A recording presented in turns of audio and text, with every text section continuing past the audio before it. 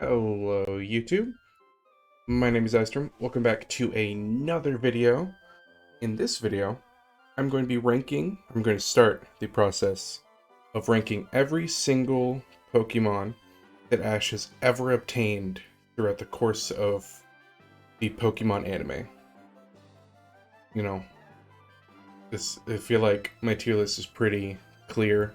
There's the Pikachu spot because it's freaking Pikachu. And then, superb, amazing, good enough. It was definitely there. Pokemon just kind of appeared and whatever. Did whatever, whether it be good or bad. And then meh are gonna be the Pokemon I don't really like. Like they just, whatever. And then go away are gonna be Pokemon I actually disliked. And the fun part about this is something Ash does that's really cool in the anime is he brings Pokemon in and out of his teams, specifically around like Pokemon League and stuff, but still. Pokemon, he has remake appearances, and so I'm just gonna preface this with in any Pokemon that I rank on here in any specific order are subject to change based on appearances they have later. Now, hardcore Pokemon fans might probably know what I'm talking know which specific Pokemon I'm referencing now by saying that, but that being said, we're gonna, we'll get to it. So I will say, something I'm doing is I am actually going to be ranking each and every individual Pokemon, not just like, notice I have Caterpie, Metapod, and Butterfree. And the reason I'm doing this is because Pokemon's personalities in the anime oftentimes change whenever they evolve. A really good example of this would be Charmander into Charmeleon and Charizard, which was kind of an issue, but whatever, not really. Another example would be like, Pidgeotto and Pidgeot, Pidgeotto was like, this really like kind of rock of the team Ash always had, and then when it evolved, it turned into this big like leader Pokemon, but like situations like that, like Pokemon change. So, without stalling anymore, I'm gonna go ahead and start ranking this because I think it could be fun. So I'm gonna do it. So first and foremost, I'm going to be going in order. In this episode, I am going to be covering all the Pokemon Ash obtained in Kanto League, along with the Orange Islands, because there were only two, and I'm not going to make a whole video about them. So first and foremost, we have Pikachu. Goes in the Pikachu tier, because as much hate as Pikachu gets, and I hated Pikachu before I started watching the anime, if you were going to live in the Pokemon universe, you want your partner, the main partner Pokemon you have, you want them to be just like Pikachu is for Ash. Like, Pikachu could be any Pokemon, and it would go in this tier based solely on who Pikachu is to Ash. Because it's freaking ridiculous how amazing Pikachu is throughout the course of the anime. Even just taking into account, like, it's so crazy to look at where, like, cause, so for example, I'm not done with the anime. I'm about halfway through Sun and Moon. I figured I'd go ahead and start doing this. Probably gonna take me a while to set this all up, I guess.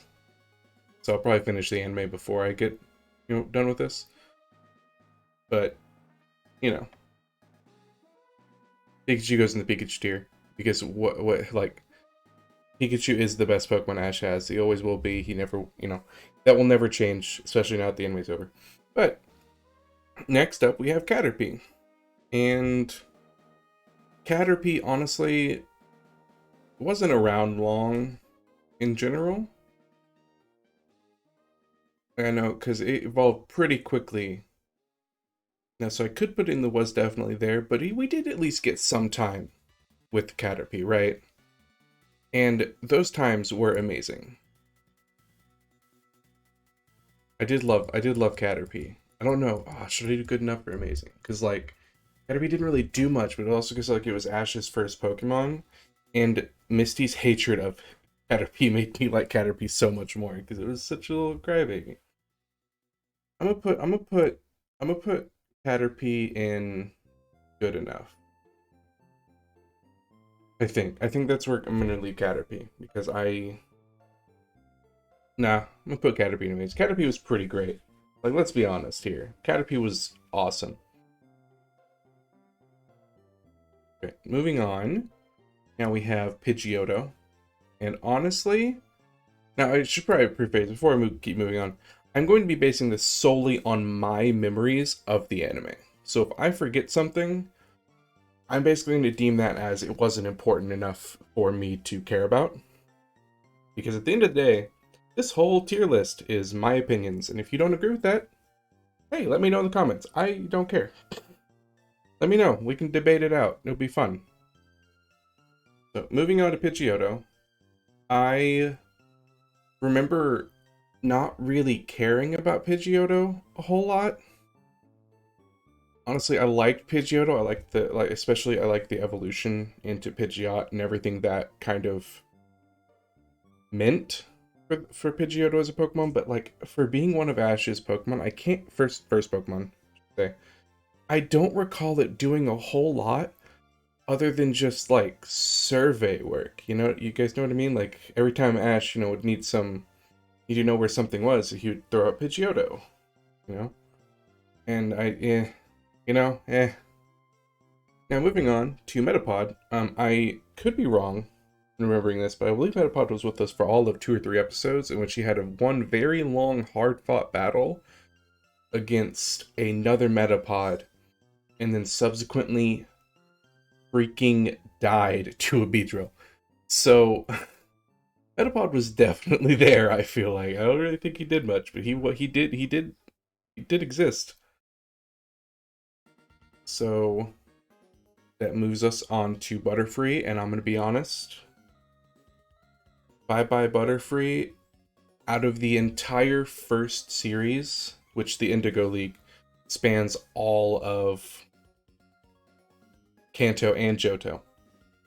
So, as far as that's concerned, Bye Bye Butterfree is probably one of the best episodes in the original series. Because the way they set up, at least that's the way it's listed on Wikipedia before anyone goes to comments and flames me saying, oh, they had their own individual names. Yeah, but they weren't split into seasons until later. Anyway. So I'm going to put Butterfree. Butterfree was, I would say, is definitely our first super Pokemon. Because Butterfree, when you think of powerful Pokemon, you don't think of Butterfree. But that episode, dude, Butterfree went all out, And yeah, I don't really think it does a whole lot past that. But just sheer, that was one of the best episodes in the anime. And I cannot get over that. Now, next up, we have your boy Bulbasaur. Right there, right now. I'm just kidding. That's a lie. Because Bulbasaur, one of Ash's oldest Pokemon, what is this, his 4th Pokemon, right? Because Pikachu, Butterfree, Pidgeotto, and Bulbasaur. Yeah.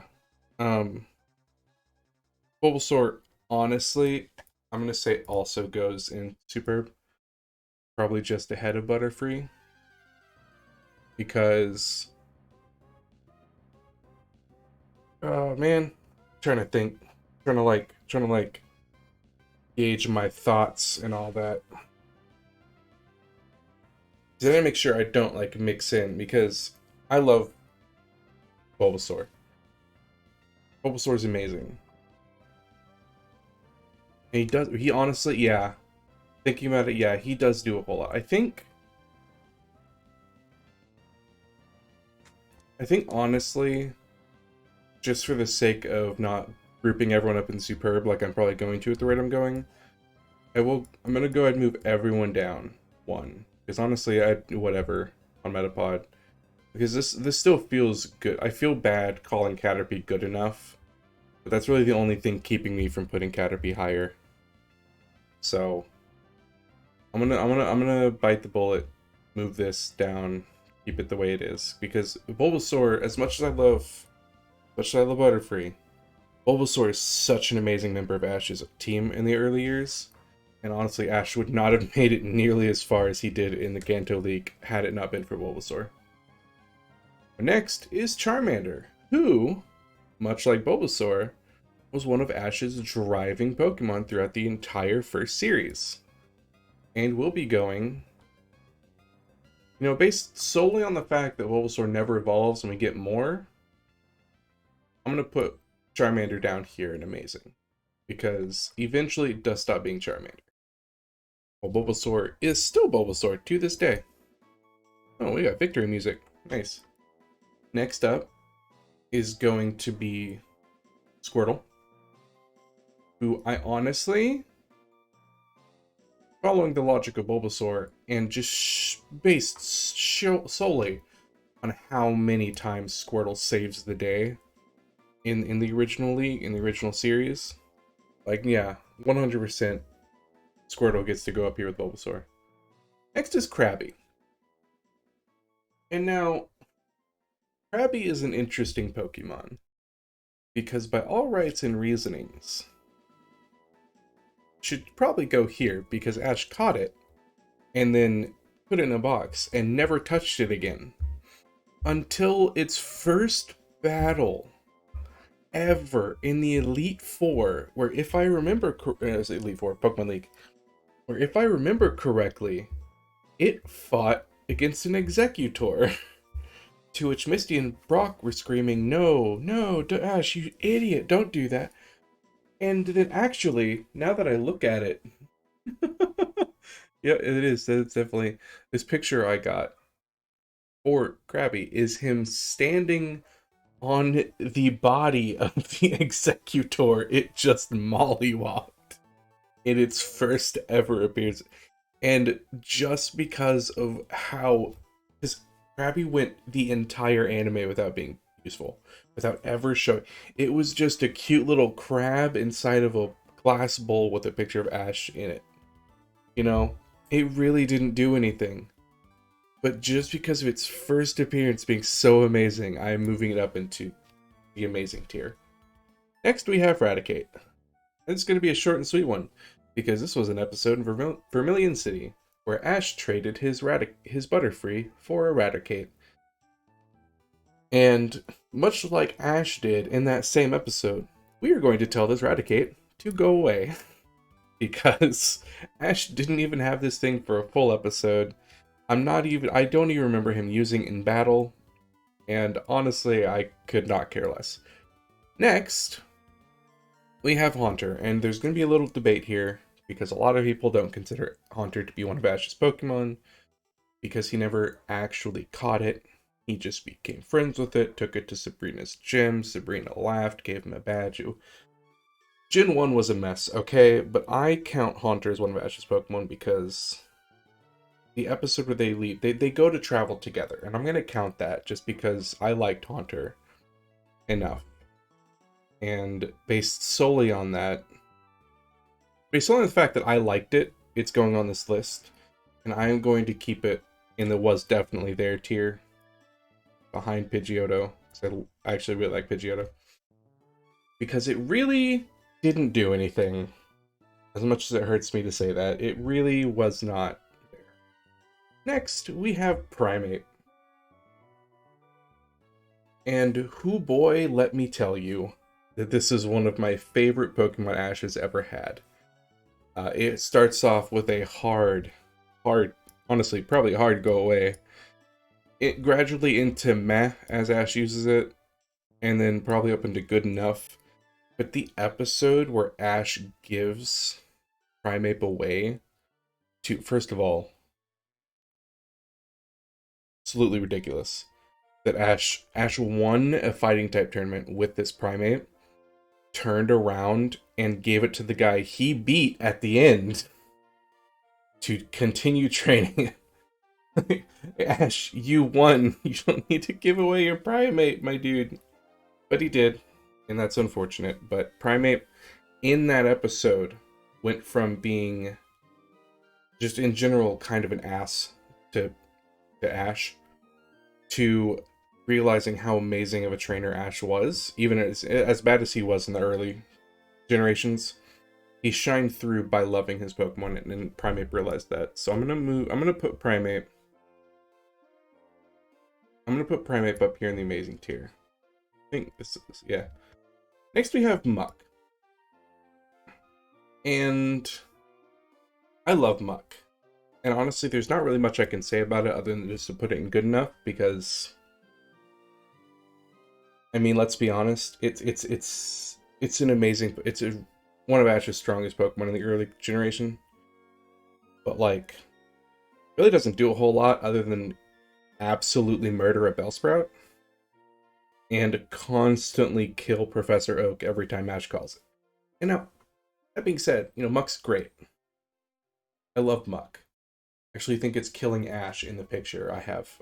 But like, I love Muck. But he really didn't do a whole lot, so I'm going to leave it in the good enough tier. Now, this is where things get a little complicated. Because, and this is the way I like to imagine things, because Ash consistently brings back a Tauros that he uses. And I imagine it's the same Tauros. Because he uses it in the Orange Islands, he uses it in a couple... which this is going to be based on the Orange Islands one, because, as I said, I'm going to be updating it later as Pokemon make, like, reappearances. So, just with this, because of its Orange Island showing against the champion of the Orange Islands, coming out of absolutely nowhere, having never been used by Ash, it did amazing. So I'm going to be putting it in the good enough tier. Just because, no, you know what? Yeah. Put it in the good enough because it came in out of nowhere and did phenomenally. Now, these were definitely there. Really not much else I can say. I love Ash's Tauros. I love the fact that he caught 30 of them. So while this one goes in good enough, you know what? Yeah, I like it more than these two. I'm going to put it in amazing. This amazing tier is going to be full of Pokemon. I can tell you that right now. Was definitely there.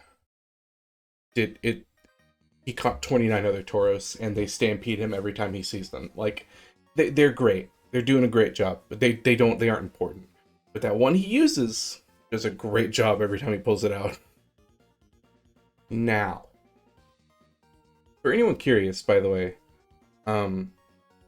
my favorite Pokemon is actually Charizard. I know everyone's favorite Pokemon is Charizard. Mine is for a sentimental reason. Shortly before my grandfather passed away, he bought me a Charizard stuffed animal when I was like 5, and it was my favorite stuffed animal until it was in my teens. Like, I got rid of all my other stuffed animals, and I made sure to have that Charizard in my room because I loved my grandpa that much. Now, that being said, that's why Charizard's my favorite. But Charmeleon, this is gonna be one of those hard mez for me, because he comes in and he's really strong as soon as Charmander evolves. Charmander evolves into Charmeleon and is already super strong, right? Does a great job. When he decides to listen to Ash, literally ever, which is very rare. So, meh on the whole Charmeleon issue. Now, that being said, Charizard goes in the Pikachu tier. I'm kidding, it does not, because it is my least favorite Pokemon of Ash's in the Kanto League, in the Gen 1. Now, that being said, I did say I would include this in the Orange Islands, which I believe... Oh crap, I should have done my research. Hold up. I don't remember when Charizard Island was. Give me 1 second. Charizard Valley. Ooh. Give me 1 second.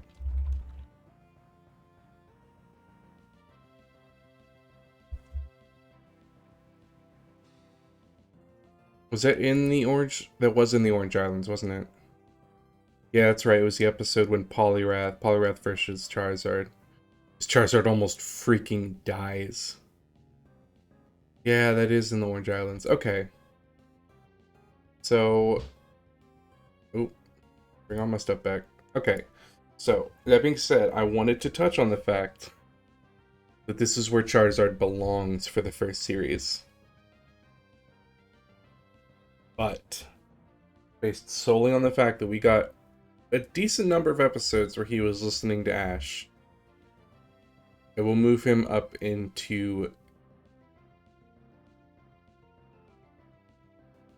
Honestly, here's my issue with Charizard.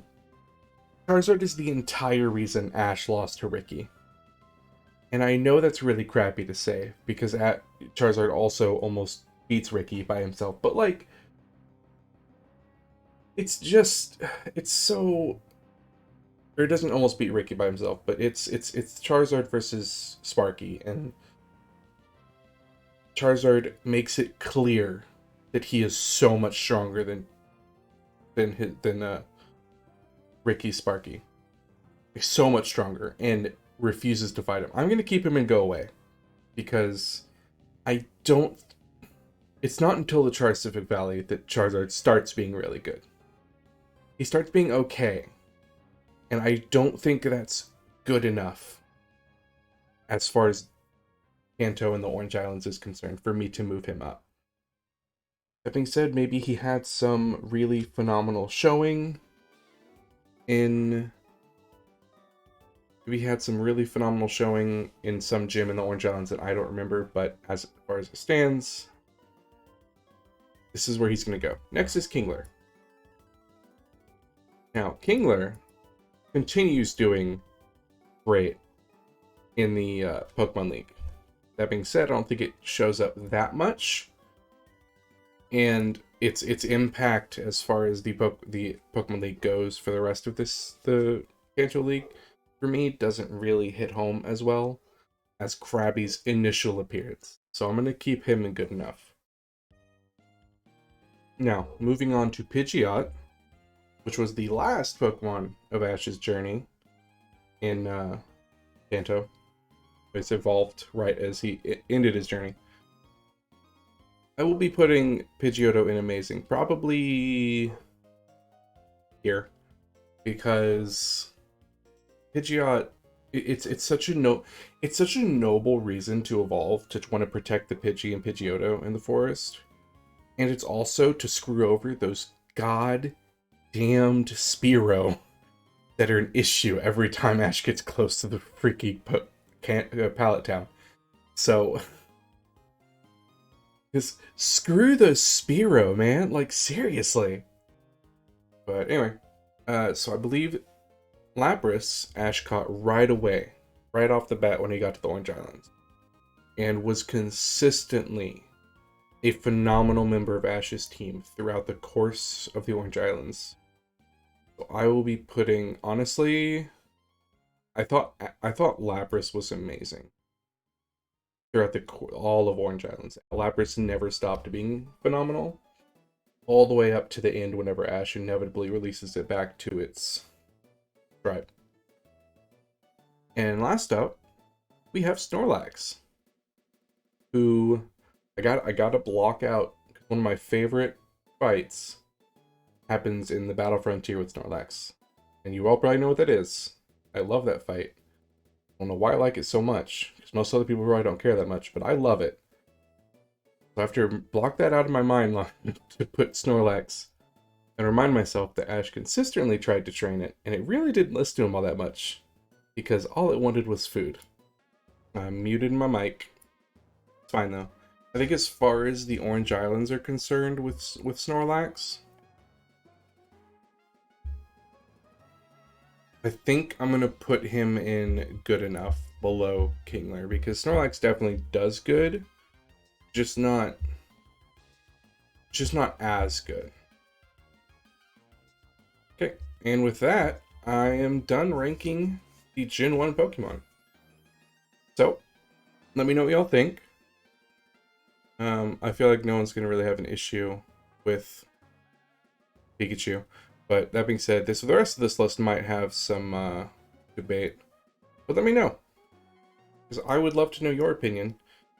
And if you enjoyed the video, everyone should like, comment, and subscribe, because it helps me out and gives me a confidence boost. So until the next episode, I will see you all later.